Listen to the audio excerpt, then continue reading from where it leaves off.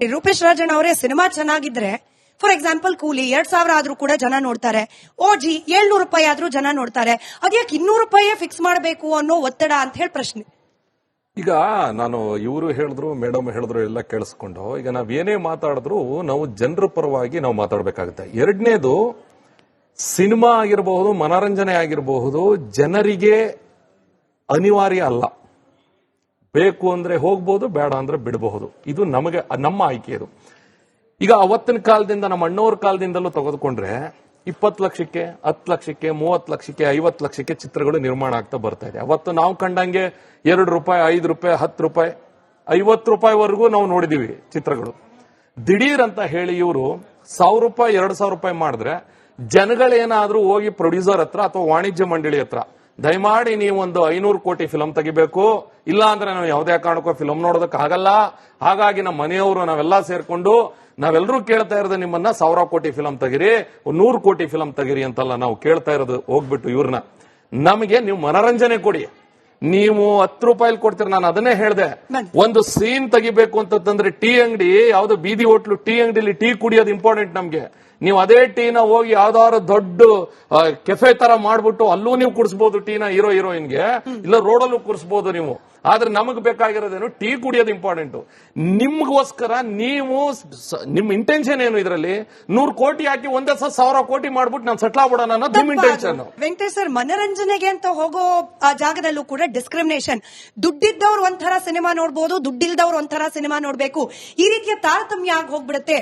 ಹಾಗಾಗಿ ಎಲ್ಲರಿಗೂ ದುಡ್ಡಿದ್ದವ್ರಿಗೂ ಇಲ್ಲದೆ ಇರೋರ್ಗೂ ಮನರಂಜನೆಗೆ ಹೋಗೋರು ಮನರಂಜನೆ ಮಾತ್ರ ಹೋಗ್ಬೇಕು, ಅಲ್ಲಿ ತಾರತಮ್ಯ ಆಗ್ಬಾರ್ದು. ಸರಿ ಇದೆ ವಾದ? ಸರಿ ಇದೆ. ಆದ್ರೆ ಎಲ್ರಿಗೂ ನಾನು ಒಂಚೂರು ಎಜುಕೇಟ್ ಮಾಡ್ತೀನಿ. ಸಿನಿಮಾ ಕೇವಲ ಮನರಂಜನೆ ಅಲ್ಲ. ಮನರಂಜನೆಗೆ ಬೇರೆ ಬೇರೆ ವೇದಿಕೆಗಳಿವೆ. ಕುಣಿಸೋದಿಕ್ಕೆ, ನೋಡೋದಿಕ್ಕೆ, ಹಾಸ್ಯ ಮಾಡೋದಿಕ್ಕೆ, ಮತ್ತೊಂದಕ್ಕೆ ಇದೆ. ಸಿನಿಮಾ ಕೇವಲ ಮನೋರಂಜನಾ ಮಾಧ್ಯಮ ಅಲ್ಲ, ಇದೊಂದು ಸಂದೇಶ ಭರಿತದ ಒಂದು ಪ್ರಭಾವಿ ಮಾಧ್ಯಮ. ಹೌದು. ಸೊ ಇಲ್ಲಿ ಸಾಹಿತ್ಯ ಇದೆ, ಸಂಗೀತ ಇದೆ, ನೃತ್ಯ ಇದೆ, ನಮ್ಮ ಸಂಪ್ರದಾಯ ಇದೆ, ಇತಿಹಾಸ ಇದೆ, ದೇಶ ಪ್ರೇಮ ಇದೆ, ನಾಡ ಪ್ರೇಮ ಇದೆ, ಗಡಿ ವಿಚಾರ ಬರುತ್ತೆ. ಸೊ ನಮ್ಮನ್ನ ನಾವು ಸಂರಕ್ಷಣಾ ವಿಚಾರ ಬರುತ್ತೆ. ಸಾಂಸಾರಿಕವಾಗಿ ನಾವು ಸಂದೇಶಗಳನ್ನ ಕೊಡ್ತೀವಿ, ಸ್ನೇಹಪೂರ್ವಕವಾಗಿ ಕೊಡ್ತೀವಿ. ಸಮಾಜದಲ್ಲಿ ಆಗುವಂತ ಅವಘಡಗಳು ಏನ್ ನಡೀತದೆ, ಭ್ರಷ್ಟಾಚಾರ ಇರ್ಬೋದು, ಇನ್ನೊಂದು ಅನ್ಯಾಯಗಳು ಇರ್ಬೋದು, ಈ ಶೋಷಿತ ವರ್ಗದ ವಿಚಾರ ಆಗಿರ್ಬೋದು, ಧೋರಣೆಗಳು ಏನೇನಿದೆ, ತಾರತಮ್ಯಗಳಿದೆ, ಅದನ್ನ ಪ್ರಶ್ನೆ ಮಾಡುವಂತದ್ದು, ಜನರ ಮುಂದೆ ಬಿಚ್ಚಿಡುವಂತ ಮಾಧ್ಯಮ ನಮ್ಮ ಸಿನಿಮಾ ಮಾಧ್ಯಮ. ಆ ಸಿನಿಮಾ ಮಾಧ್ಯಮದಲ್ಲಿ ಕೆಲವು ಮನೋರಂಜನಾ ವಿಭಾಗಗಳನ್ನು ಇಟ್ಟಿರ್ತೀವಿ ಅಷ್ಟೇ. ಆಗಾಗ ಪ್ರೇಕ್ಷಕರಿಗೆ ಅದು ತುಂಬಾ ಬೋರ್ ಹೊಡಿಬಾರ್ದು ಅನ್ನೋ ಕಾರಣಕ್ಕೆ ಆಗಾಗ ಮನೋರಂಜನೆ ಹಾಸ್ಯವನ್ನು ಇಡ್ತೀವಿ, ನಾವು ನೃತ್ಯವನ್ನು ಇಡ್ತೀವಿ, ಮತ್ತೊಂದು ಇಡ್ತೀವಿ. ಆದ್ರೆ ಎಲ್ಲರೂ ಅರ್ಥ ಮಾಡ್ಕೋಬೇಕಾಗಿರೋದು ಸಿನಿಮಾ ಕೇವಲ ಮನೋರಂಜನೆ ಮಾಧ್ಯಮ ಅಲ್ಲ. ಇಷ್ಟಕ್ಕೂ ನಾನು ಹೇಳ್ತೀನಿ, ರಾಜ್ಯ ಸರ್ಕಾರ ಆಗ್ಲಿ ಕೇಂದ್ರ ಸರ್ಕಾರ ಆಗ್ಲಿ ನಮ್ಮನ್ನ ಮನೋರಂಜನಾ ವಿಭಾಗದಲ್ಲಿ ಇಟ್ಟಿರೋದೇ ಮೊದಲನೇ ತಪ್ಪು. ನಾನು ಒಂದು ಕಥೆಯನ್ನ ಮಾಡಬೇಕಾದ್ರೆ ಒಬ್ಬ ಕಥೆಗಾರ ಆಗಿ, ನಿರ್ದೇಶಕ ಆಗಿ ನಾನು ವರ್ಷಾನ್ಗಟ್ಲೆ ಕಥೆ ಮಾಡ್ತೀನಿ. ನಾನು ಕೇವಲ ಮನೋರಂಜನೆ ಮಾಡೋದಕ್ಕೆ ಯೂಟ್ಯೂಬ್ ಓಪನ್ ಮಾಡಿದ್ರೆ ಸಾಕಾಗಿದೆ. ಆದ್ರೆ ಸಿನಿಮಾಗೋಸ್ಕರ ಸೃಜನಶೀಲತೆ ಇದೆ, ಸಂವೇದನಾಶೀಲತೆ ಇದೆ, ಇಲ್ಲಿ ಸೂಕ್ಷ್ಮ ವಿಚಾರಗಳಿದೆ. ಸೊ ಇಂಥ ವಿಚಾರಗಳನ್ನ ನಾವು ಜನರಿಗೆ ತಲುಪಿಸಬೇಕಾಗಿದೆ. ಸಿನಿಮಾ ಅಂತ ಹೇಳಿದ್ರೆ ಸಾಮಾನ್ಯ ಕನಿಷ್ಠ ಪ್ರಜೆಗೂ ತಲುಪಬೇಕಾಗಿದೆ. ಇವತ್ತು ಉದಾಹರಣೆ ಒಂದು ಹೇಳ್ತೀನಿ. ತಮಿಳುನಾಡಲ್ಲಿ ಸತ್ಯಂ ಥಿಯೇಟರ್ ಅಂತ ಇದೆ, ಚೆನ್ನೈನಲ್ಲಿ, ಮಡ್ರಾಸಲ್ಲಿ. ಆ ಸತ್ಯಂ ಥಿಯೇಟರ್ನಲ್ಲಿ 10 ರೂಪಾಯಿಗೆ ಟಿಕೆಟ್ ಇಟ್ಟಿದ್ದಾರೆ ಆ ಕಾಲದಿಂದ. ಯಾವ ಕಾರಣಕ್ಕೆ ಗೊತ್ತಾ? ಭಿಕ್ಷಕನು ಕೂಡ 10 ರೂಪಾಯಿನಲ್ಲಿ ಒಂದು ಅವನಿಗಿಷ್ಟವಾದಂತಹ ಸದಭಿರುಚಿ ಇರುವಂತದ್ದನ್ನ ಈ ಸಿನಿಮಾವನ್ನ ನೋಡೋ ಅವಕಾಶ ಸಿಗಲಿ ಅಂತ. ಇವತ್ತೇನಾಗಿದೆ, ಇವತ್ತು ಮಲ್ಟಿಪ್ಲೆಕ್ಸ್ಗಳು ಬಂದು ಇವತ್ತು ನಮ್ಮ ಸಿನಿಮಾ ವ್ಯವಸ್ಥೆಯನ್ನೇ ಬದಲಾಯಿಸ್ತಾ ಇದೆ. ನನ್ನ ಹತ್ರ ದುಡ್ಡಿರಬಹುದು, ಸಿನಿಮಾ ಬರೀ ಕೇವಲ ಬಂಡವಾಳದಿಂದ ಅಲ್ಲ, ಕಥಾ ಹಂದರದಿಂದ, ಸಾಹಿತ್ಯದಿಂದ, ಸಂಭಾಷಣೆಯಿಂದ ಅಲ್ಟಿಮೇಟ್ ಗೋಲ್ ಪ್ರೇಕ್ಷಕರನ್ನ ತಲುಪೋದೇ ಅಲ್ವಾ? ನಿಮ್ಮ ಪರಿಶ್ರಮ, ನಿಮ್ಮ ಕ್ರಿಯೇಟಿವಿಟಿ, ಸೃಜನಶೀಲತೆ, ಸಂವೇದನೆ, ಅದೆಲ್ಲದರ ಅಲ್ಟಿಮೇಟ್ ಗೋಲ್ ಏನು? ಪ್ರೇಕ್ಷಕರನ್ನ ತಲುಪೋದು. ಈಗ ಪ್ರೇಕ್ಷಕರನ್ನ ತಲುಪಬೇಕು ಅಂದ್ರೆ ಪ್ರೇಕ್ಷಕರು ಸಿನಿಮಾ ಮಂದಿರಕ್ಕೆ ಬರಬೇಕು. ಸಿನಿಮಾ ಮಂದಿರಕ್ಕೆ ಬರೋದೇನೆ ಅಫೋರ್ಡಬಲ್ ಇಲ್ಲ, ಕೈಗೆಟ್ಕೋ ದರದಲ್ಲಿ ಇಲ್ಲ ಅಂತಂದ್ರೆ ನಿಮ್ ಪರಿಶ್ರಮ ಕೂಡ ವೇಸ್ಟ್ ಆಗ್ಬಿಡುತ್ತಲ್ಲ. ನೋಡಿ, ಈ ಹೋರಾಟ ಇವತ್ತಿಂದಲ್ಲ, 2015ರಿಂದ ಹೋರಾಟ, 14ರಿಂದ ಹೋರಾಟ. ರಾಯನ್ ಸಿಂಗ್ ಬಾಬು ಅವರು, ಜಯಮಾಲಾ ಅವರು ಮತ್ತು ನಾಗಾಭರಣ ಅವರು ಎಂತೆಂತ ಘಟಾನುಘಟಿಗಳು ಹೋರಾಟ ಮಾಡಿದಕ್ಕೆ ಸಾರಾಯಿ ಗೋವಿಂದರು ಅವಾಗೆಲ್ಲ ಜೊತೆ ಸೇರಿದ್ದಾರೆ. ಜೊತೆ ಸೇರಿ ಅವತ್ತು 2017ರಲ್ಲಿ ಈ ಆದೇಶ ಆಗಿರೋದು ಕರ್ನಾಟಕದಲ್ಲಿ. ಕರ್ನಾಟಕ ಸರ್ಕಾರ ಇವತ್ತು ಆದೇಶ ಮಾಡಿರೋದಲ್ಲ, ಫೆಬ್ರವರಿನಲ್ಲಿ ಮಾಡಿರೋದಲ್ಲ, ಅಥವಾ ಮೊನ್ನೆ ಮಾಡಿರೋದಲ್ಲ. ಇದು 17ರಲ್ಲಿ ಆದೇಶ ಮಾಡಿರೋದು.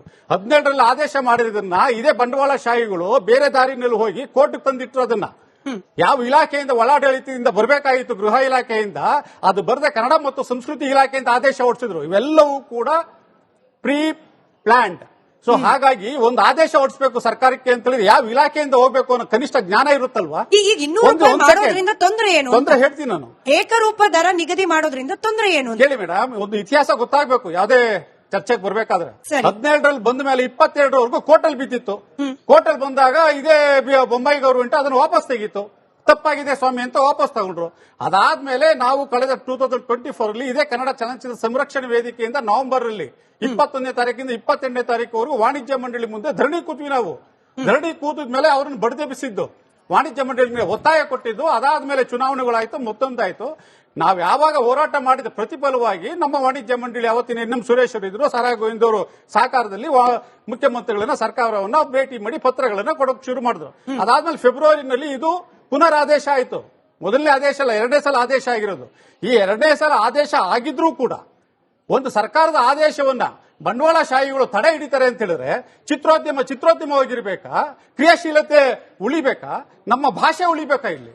ಹಾಗಾದ್ರೆ ದುಡ್ಡಿರೋರು ಮಾತ್ರ ಸಿನಿಮಾ ನೋಡುವಂತ ಪರಿಸ್ಥಿತಿ ಬಂತು ಅಂತ ಹೇಳಿದ್ರೆ ಸಾಮಾನ್ಯ ಪ್ರೇಕ್ಷಕರಿಗೆ ನಾವು ಪಡುವಂತ ಶ್ರಮ, ನಿರ್ದೇಶಕ ಪಡುವಂತ ಶ್ರಮ ಅದು ತಲುಪೋದೇ ಇಲ್ವಲ್ಲ, ಅವನ ಯೋಚನೆ ತಲುಪೋದಿಲ್ವಲ್ಲ, ಅವನ ಚಿಂತನೆ ತಲುಪೋದಿಲ್ವಲ್ವಾ? ಸೊ ಹಾಗಾಗಿ ಇದು ಕೇವಲ ದುಡ್ಡಿನಲ್ಲಿ ಎಳೆಯುವಂತದ್ದಲ್ಲ. ಸಾಮಾನ್ಯ ಕನಿಷ್ಠ ಪ್ರೇಕ್ಷಕನು ಕೂಡ ಸಿನಿಮಾವನ್ನ ನೋಡ್ಬೇಕಾಗಿದೆ, ಅವನಿಗೆ ತಲುಪಬೇಕಾಗಿದೆ. ಯಾಕೆಂದ್ರೆ ಅವನ ಬದುಕಿನಲ್ಲಿ ಇರ್ತಕ್ಕಂಥ ವಿಚಾರಗಳನ್ನ ನಾವು ಕೆಲಸ ಮಾಡಿರ್ತೀವಿ. ಆಯ್ತು, ಅಲ್ಟಿಮೇಟ್ ಗೋಲ್ ಪ್ರೇಕ್ಷಕರನ್ನ ತಲುಪೋದೇ ಅಲ್ವಾ? ನಿಮ್ಮ ಪರಿಶ್ರಮ, ನಿಮ್ಮ ಕ್ರಿಯೇಟಿವಿಟಿ, ಸೃಜನಶೀಲತೆ, ಸಂವೇದನೆ ಅದೆಲ್ಲದರ ಅಲ್ಟಿಮೇಟ್ ಗೋಲ್ ಏನು? ಪ್ರೇಕ್ಷಕರನ್ನ ತಲುಪೋದು. ಈಗ ಪ್ರೇಕ್ಷಕರನ್ನ ತಲುಪಬೇಕು ಅಂದ್ರೆ ಪ್ರೇಕ್ಷಕರು ಸಿನಿಮಾ ಮಂದಿರಕ್ಕೆ ಬರಬೇಕು. ಸಿನಿಮಾ ಮಂದಿರಕ್ಕೆ ಬರೋದೇನೆ ಅಫೋರ್ಡಬಲ್ ಇಲ್ಲ, ಕೈಗೆಟ್ಕೋ ದರದಲ್ಲಿ ಇಲ್ಲ ಅಂತಂದ್ರೆ ನಿಮ್ ಪರಿಶ್ರಮ ಕೂಡ ವೇಸ್ಟ್ ಆಗ್ಬಿಡುತ್ತಲ್ಲ. Exactly sir. ನೋಡಿ, ಈ ಹೋರಾಟ ಇವತ್ತಿಂದಲ್ಲ, 2015ರಿಂದ ಹೋರಾಟ, 14ರಿಂದ ಹೋರಾಟ. ರಾಯನ್ ಸಿಂಗ್ ಬಾಬು ಅವರು, ಜೈಮಾಲ್ ಅವರು ಮತ್ತು ನಾಗಾಭರಣ ಅವರು ಎಂತೆಂತ ಘಟಾನುಘಟಿಗಳು ಹೋರಾಟ ಮಾಡಿದಕ್ಕೆ ಸಾರಾ ಗೋವಿಂದರು ಅವಾಗೆಲ್ಲ ಜೊತೆ ಸೇರಿದ್ದಾರೆ. ಜೊತೆ ಸೇರಿ ಅವತ್ತು 2017ರಲ್ಲಿ ಈ ಆದೇಶ ಆಗಿರೋದು ಕರ್ನಾಟಕದಲ್ಲಿ. ಕರ್ನಾಟಕ ಸರ್ಕಾರ ಇವತ್ತು ಆದೇಶ ಮಾಡಿರೋದಲ್ಲ, ಫೆಬ್ರವರಿನಲ್ಲಿ ಮಾಡಿರೋದಲ್ಲ, ಅಥವಾ ಮೊನ್ನೆ ಮಾಡಿರೋದಲ್ಲ. ಇದು 17ರಲ್ಲಿ ಆದೇಶ ಮಾಡಿರೋದು. 17ರಲ್ಲಿ ಆದೇಶ ಮಾಡಿರೋದನ್ನ ಇದೇ ಬಂಡವಾಳಶಾಹಿಗಳು ಬೇರೆ ದಾರಿನಲ್ಲಿ ಹೋಗಿ ಕೋರ್ಟ್ ತಂದಿಟ್ಟಿರೋದನ್ನ ಯಾವ ಇಲಾಖೆಯಿಂದ, ಒಳಾಡಳಿತದಿಂದ ಬರಬೇಕಾಗಿತ್ತು, ಗೃಹ ಇಲಾಖೆಯಿಂದ, ಅದು ಬರದೆ ಕನ್ನಡ ಮತ್ತು ಸಂಸ್ಕೃತಿ ಇಲಾಖೆಯಿಂದ ಆದೇಶ ಹೊರಡಿಸಿದ್ರು. ಇವೆಲ್ಲವೂ ಕೂಡ ಪ್ರೀ ಪ್ಲಾಂಟ್. ಸೊ ಹಾಗಾಗಿ ಒಂದು ಆದೇಶ ಹೊರಡಿಸಬೇಕು ಸರ್ಕಾರಕ್ಕೆ ಅಂತ ಹೇಳಿದ್ರೆ ಯಾವ ಇಲಾಖೆಯಿಂದ ಹೋಗ್ಬೇಕು ಅನ್ನೋ ಕನಿಷ್ಠ ಜ್ಞಾನ ಇರುತ್ತಲ್ವಾ? ಈಗ 200 ರೂಪಾಯಿ ಮಾಡೋದ್ರಿಂದ ತೊಂದರೆ ಏನು? ತೊಂದರೆ ಹೇಳ್ತೀನಿ ನಾನು. ಏಕರೂಪ ದರ ನಿಗದಿ ಮಾಡೋದ್ರಿಂದ ತೊಂದರೆ ಏನು? ಹೇಳಿ ಮೇಡಮ್, ಒಂದು ಇತಿಹಾಸ ಗೊತ್ತಾಗಬೇಕು ಯಾವ್ದೇ ಚರ್ಚೆಗೆ ಬರ್ಬೇಕಾದ್ರೆ. 17ರಲ್ಲಿ ಬಂದ ಮೇಲೆ 22ರವರೆಗೂ ಕೋರ್ಟಲ್ ಬಿದ್ದಿತ್ತು. ಕೋರ್ಟಲ್ ಬಂದಾಗ ಇದೇ ಬೊಂಬಾಯಿ ಗವರ್ಮೆಂಟ್ ಅದನ್ನು ವಾಪಸ್ ತೆಗೀತು. ತಪ್ಪಾಗಿದೆ ಸ್ವಾಮಿ ಅಂತ ವಾಪಸ್ ತಗೊಂಡ್ರು. ಅದಾದ್ಮೇಲೆ ನಾವು ಕಳೆದ 2024 ಇದೇ ಕನ್ನಡ ಚಲನಚಿತ್ರ ಸಂರಕ್ಷಣೆ ವೇದಿಕೆಯಿಂದ ನವೆಂಬರ್ ಅಲ್ಲಿ 21ನೇ ತಾರೀಕಿಂದ 28ನೇ ತಾರೀಕುವರೆಗೂ ವಾಣಿಜ್ಯ ಮಂಡಳಿ ಮುಂದೆ ಧರಣಿ ಕೂತ್ವಿ ನಾವು. ಧರಣಿ ಕೂತಿದ ಮೇಲೆ ಅವರನ್ನು ಬಡಿದೆಬ್ಬಿಸಿದ್ದು, ವಾಣಿಜ್ಯ ಮಂಡಳಿ ಮೇಲೆ ಒತ್ತಾಯ ಕೊಟ್ಟಿದ್ದು. ಅದಾದ್ಮೇಲೆ ಚುನಾವಣೆಗಳಾಯ್ತು, ಮತ್ತೊಂದಾಯ್ತು.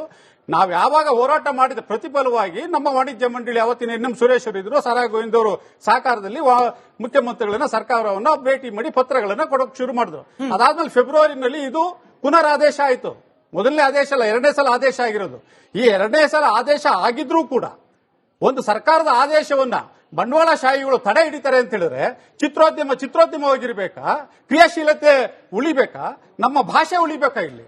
ಹಾಗಾದ್ರೆ ದುಡ್ಡಿರೋರು ಮಾತ್ರ ಸಿನಿಮಾ ನೋಡುವಂತ ಪರಿಸ್ಥಿತಿ ಬಂತು ಅಂತ ಹೇಳಿದ್ರೆ ಸಾಮಾನ್ಯ ಪ್ರೇಕ್ಷಕರಿಗೆ ನಾವು ಪಡುವಂತ ಶ್ರಮ, ನಿರ್ದೇಶಕ ಪಡುವಂತ ಶ್ರಮ ಅದು ತಲುಪೋದೇ ಇಲ್ವಲ್ಲ, ಅವನ ಯೋಚನೆ ತಲುಪೋದಿಲ್ವಲ್ಲ, ಅವನ ಚಿಂತನೆ ತಲುಪೋದಿಲ್ವಲ್ವಾ?